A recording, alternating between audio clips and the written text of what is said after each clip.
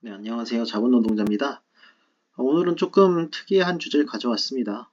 한국 출산율이 낮은 이유에 대해서 제 나름대로 좀 주관적으로 분석을 한 내용인데요. 굉장히 쉽게 정리를 했습니다. 연금도 그렇고 부동산도 그렇고 투자를 하면서 좀 돈의 흐름을 쫓으면서 이런 것들을 아예 배제할 수 있을까? 앞으로 우리 경제 생활에서 좀 가장 큰 파일을 가지고 움직일 주제인데 이걸 배제할 수 있을까 고민을 하다가 나름대로 좀 정리를 해서 제 생각을 공유드립니다. 결론부터 말씀을 드리면은 한국 출산율은 낮은 이유가 결혼 늦게 하고 애를 늦게 가지는 현실 때문입니다. 이거는 단기간에 극복이 불가능하죠. 그래서 저는 앞으로도 좀 출산율 반등은 어렵다고 생각을 하고 있고요. 기저에는 많은 이유들이 있습니다. 세대 갈등도 있고, 젠더 갈등도 있고, SNS, 비교, 허세 문화, 평균 올려치기, 200충, 300충, 주거 불안정도 있죠. 전세 사기, 학벌에 대한 이야기, 수저 계급론, 이런 얘기들이 깔려 있습니다. 근데 그런 것들은 좀 기저에 깔려 있는 근본 원인들이고, 이런 것들이 표출돼서 좀 트리거가 뭘까? 어떤 현상 때문일까 생각을 해봤을 때는 결국은 결혼을 늦게 하고 아이를 늦게 가지게끔 되는 이 상황이에요. 자, 이게 인생의 타임라인이죠. 상당히 준수한 환경에서 평균 이상의 노력과 성과를 나타내면서 어떠한 삶의 장애물이나 어떤 제한 요건이나 이런 것들이 없는 상당히 양호한 상황에 놓였을 때 따라가는 인생의 타임라인입니다. 대한민국에서 남성 기준입니다. 자, 19세. 자, 이 친구는 그래도 3등급 받습니다. 3등급 받으면 별거 아닌 것 같지만 상위 20%죠. 상위 20%의 여건에서 성적표를 가지고 졸업을 하고 대학을 입학합니다. 직업국 정도 이상 되겠죠. 자, 20세 뭡니까? 그러면 새내기죠. 1학년이죠. 정신없이 살죠. 재밌게 삽니다. 수험생활 얼마나 지독합니까? 그거 깨고 나서 들어간 대학인데 열심히 살죠. 재밌게 삽니다. 자, 21세 뭘 합니까? 2학년 올라가죠. 이때쯤 군대를 갑니다. 군대를 가고 얄짤없이 한 2년 정도, 군종에 따라 다르지만 한 2년 정도 군대 갔다 옵니다. 그 중에서 좀 입대 시기, 복학 시기 맞물리는 거에 따라서 좀 더 늦춰질 수도 있습니다. 자, 23세에 칼같이 복학을 합니다. 그리고 24세, 5세에 졸업을 하죠. 자, 여기까지 오면 굉장히 평범해 보이는데 이것도 재수 한 번 안 하고 군대 입학 이런 거 안 꼬이고 상당히 좀 무난하게 좀 허들 없이 올라온 겁니다. 자, 25세 졸업하면 뭐합니까? 취준생활 해야죠. 졸업한다고 바로 취업 됩니까? 안 되죠. 그것도 한 3개월 인턴으로 가야 됩니다. 요즘 대기업, 공기업, 중견기업까지도 인턴을 많이 두죠. 수습기간이라고 해서 급여는 그대로 주는 경우도 많은데 어쨌든 100% 전환된 정규직 일자리랑은 조금 느낌이 다른 과정을 거칩니다. 이것도 짧게 한 겁니다. 2년 이상 취준생활 하는 분들 많아요. 자, 그렇게 해서 정규직 일자리 들어가는데 어떤 일자리냐? 한 80%는 중소기업 가죠. 20% 정도만 중견기업, 대기업, 공기업, 공무원 이런 좋은 일자리 갑니다. 자, 이 친구는 정리하면은 27세 처음으로 직장생활 할 때까지 재수도 안 하고 군대도 안 다치고 갔다 왔고 졸업도 칼같이 했고 취준도 남들보다 짧게 왔고 인턴 과정에서 전환도 됐고 그렇게 전환된 일자리도 상위 20% 이상의 안정적인 중견기업 이상입니다. 자, 이 정도 허들을 넘어왔을 때를 기준으로 말씀드리겠습니다. 이것도 상당히 무리한 과정이에요. 삶이 그렇게 마냥 평탄하게 가지 않을 수도 있는데 어쨌든 이것까지 좀 부정적인 가정은 다 제외한 내용입니다. 자, 그러면 일하다가 28세에서 30세까지 뭐 합니까? 직장 열심히 다니죠. 연애도 할 거고요. 안 하는 분들 혹은 못 하는 분들 다양하게 있겠지만 일단 한다고 가정을 하겠습니다. 긍정적으로 투자, 주거 열심히 해서 전세 상해 안 당하고 뭐 집주인이랑 트러블 없고 열심히 노력해서 수도권에 빌라가 됐든 아파트가 됐든 전세가 됐든 대충 주거 여건은 달성을 했다고 가정을 하겠습니다. 벌써 긍정적인 가정을 몇 개나 한 겁니까? 뭐 어쨌든 넘어가서 자 칼같이 대리로 승진했습니다. 보통 이때쯤 연애를 2년, 3년 이상 해온 뭐 이성 친구가 있으면 결혼을 생각을 하죠. 자, 31세에 결혼을 합니다. 축하를 받습니다. 삶이 좀 안정적으로 온 것 같다는 생각을 듭니다. 자, 32세에 배우자가 첫째 아이를 임신합니다. 자, 이것도 임신이란 게 뭐 원한다고 무조건 되는 게 아니기 때문에 어쨌든 가정을 하겠습니다. 자, 상당히 순탄하게 임신을 하고 33세에 첫째 아이를 출산합니다. 자, 이러면 출산율 1.0입니다. 대부분의 국민들이 이런 가정을 거쳤을 때 출산율 1.0입니다. 자, 33세 첫째 아이를 가지고 낳는 게 여기까지 와야 1.0이란 얘기입니다. 벌써 숨이 좀 막히지 않습니까? 저는 이것도 상당히 무리하다고 생각을 하는데 어쨌든 넘어가서 첫째 아이 낳자마자 바로 둘째 아이 연년생으로 임신합니다. 훌륭하죠. 여기까지만 해도 넘어가서 어쨌든 자 그리고 34세에 둘째 아이를 출산합니다. 자 34세에 둘째 아이 낳아야 출산율 2.0입니다. 거의 대부분의 국민이 이렇게 했을 때 2.0이란 얘기입니다. 뭐 줄어드는 뭐 결혼 인구, 뭐 앞에서 얘기했던 기저 원인들 다 제외하고 이 친구의 인생이 어떠한 장애물도 만나지 않았다고 가정하고 이 친구도 열심히 살았다고 가정해서 이렇게 살아야 2.0입니다. 자, 근데 34세 둘째 아이를 낳는다는 건 뭐냐? 이 친구가 54세, 55세, 50대 중반이 돼서 직장에서 언제 퇴직하나 머릿속을 새고 있을 때쯤 아이는 수험생입니다. 대학생활 문턱에 다다랐습니다. 내가 50대 중반일 때 내 아이가. 내가 60세 접어들면은 아이는 취준생입니다. 이게 둘째 아이를 가졌을 때 인생의 타임라인입니다. 자, 이 길을 선뜻 나설 수 있는 국민들이 얼마나 될까요? 젊은 세대에서. 평균의 평균, 혹은 밴드를 해서 그 아래, 뭐 하위 뭐 80%이 정도까지 갔을 때, 어, 이런 분들 얼마나 있을까요? 저는 진짜 적을 거라고 생각을 합니다. 재수하는 사람이 훨씬 많고요. 군대 칼같이 다녀오지 못하는 사람도 있고요.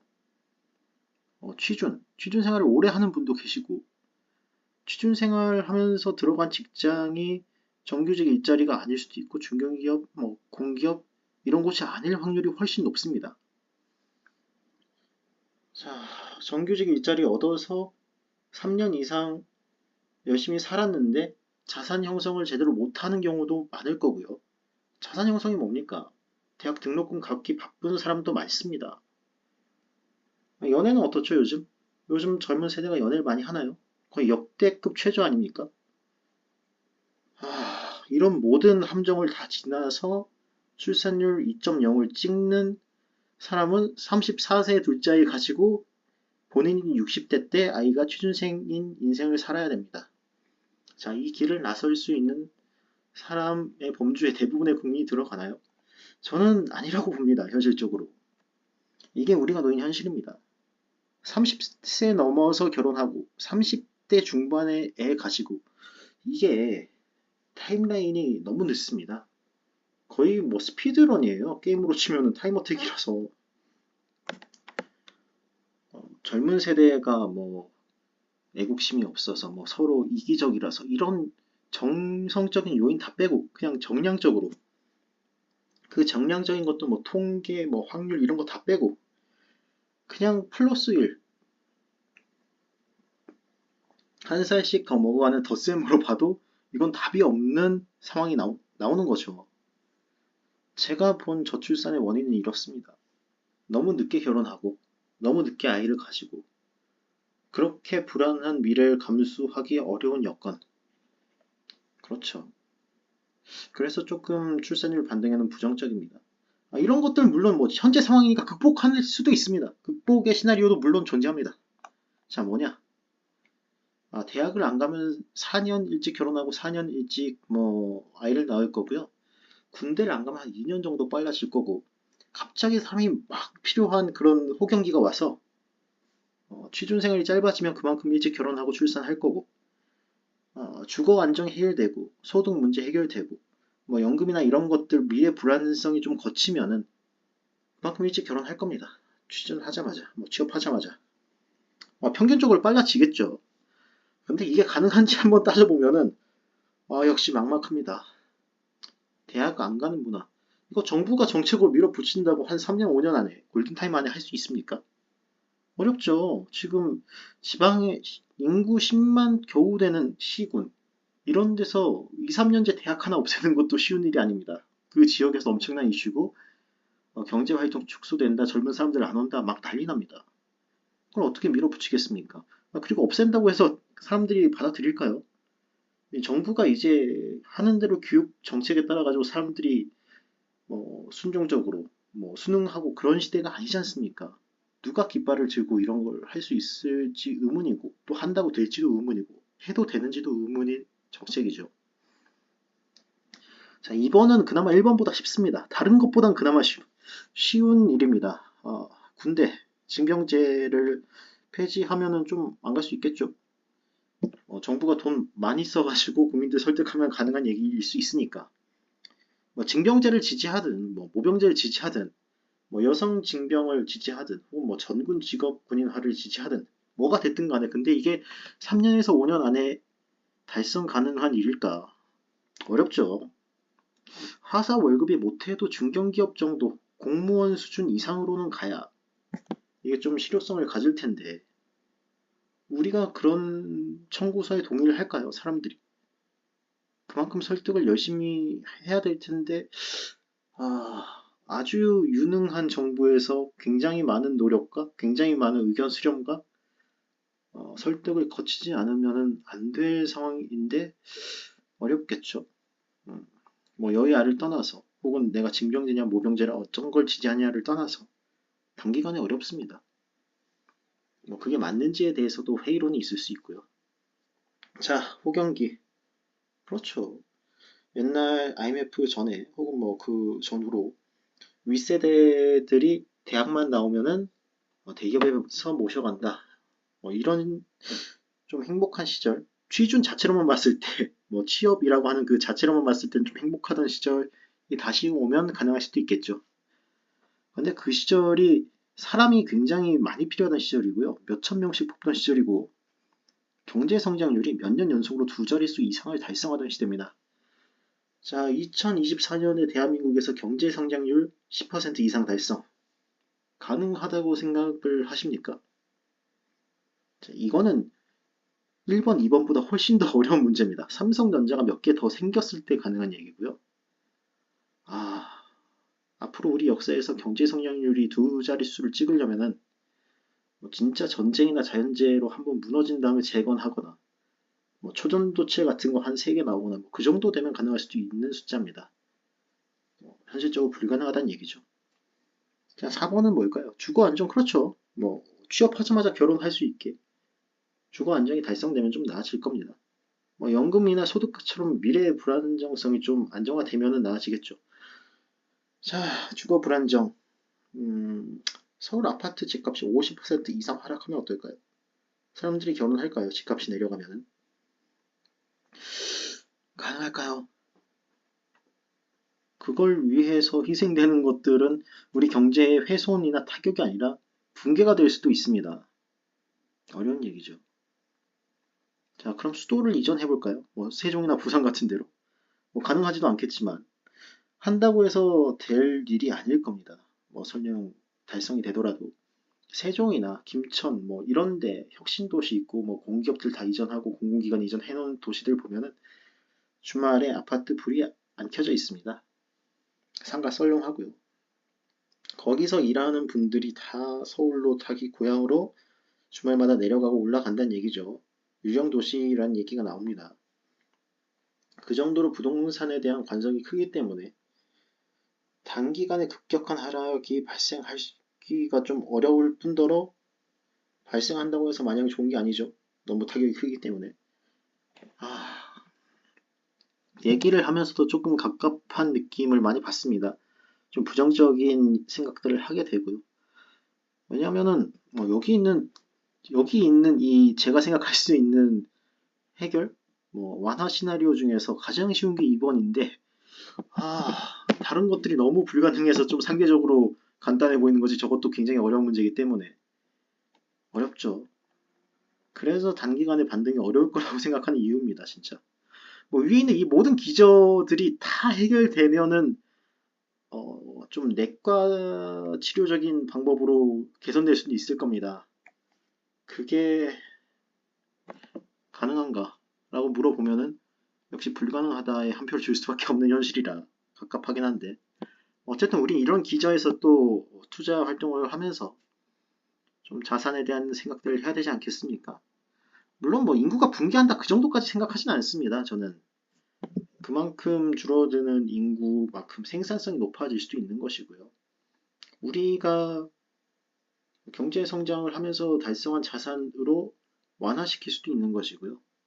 그럼 외국인 인구가 그만큼 늘어날 수도 있겠죠. 천천히 잠겨가는 형국이지만 그렇다고 단칼에 목이 떨어지는 그런 일까지는 없을 거라고 생각을 하고 다만 이 정도 되면은 장기 추세로 봤을 때 인구 감소, 출산율 반등의 낮은 가능성 이런 것들을 변수보다는 상수로 놔야 되지 않을까 싶습니다. 34세에 둘째 아이 출산하는 이런 구조를 가지고는 출산율 2.0은 어림도 없다. 그 사실 위에서 우리 활동을 결정해야겠죠.